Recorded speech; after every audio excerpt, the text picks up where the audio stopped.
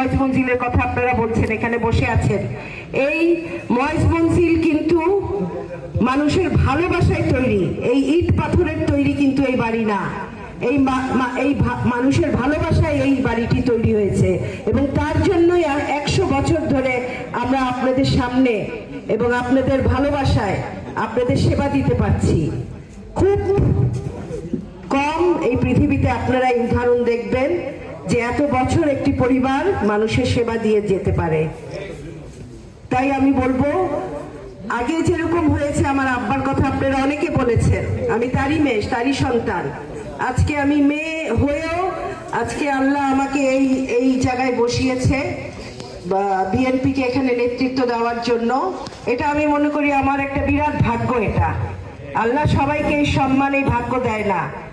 আমি এর যথার্থ মর্যাদা আমি করব এবং মূল্যায়ন করব, কারণ এই রাজনীতির সাথে আমার বাবা, আমার দাদার নাম যুক্ত। আমি কোনোদিন চাবো না যে এমন কোনো কাজ আমার দ্বারা হোক যাতে তাদের নামে মানুষ বলে যে কামাল ইউসুফের মেয়েটা করলো, তার বাবার এই ক্ষতিটা করলো, তার বাবার নামটা ডুবালো। এই রাজনীতি আমি ইনশাল্লাহ করব না। এইখানে আমি আপনারা যেটা আমার কাছ থেকে আশা করেন, ইনশাল্লাহ 100% কেন 110% আমার কাছ থেকে পাবেন। আমার রাজনীতির শক্তি হলো এই ময়েজ মঞ্জিল, আমার রাজনীতির শক্তি হলো জনগণ এবং আমার রাজনীতির শক্তি হলো আমার সততা। এবং আমি যতদিন বেঁচে থাকবো আমৃত্যু আমি এই দেশ, ফরিদপুরের মানুষের, এই দেশের মানুষের সেবা করে যাব, যেমনি আমার পরিবার করেছে ইনশাল্লাহ। এবং যেরকম আমার আব্বা করেছে, আপনারা, আমার আব্বা ভদ্রলোক ছিলেন, নিশ্চয়ই তার কথা মনে হবে আমার কথা আপনি দেখলে। আমি অবশ্যই আমি তার মতো করার চেষ্টা করব, কিন্তু আপনাদেরকে আমার পাশে আমি চাই, এতটুক আমি আপনাদের কাছে আশা করি। এবং প্রেস ক্লাবের কথা বললে আমার চাচা সাব্বির ইউসুফের কথা মনে হয়।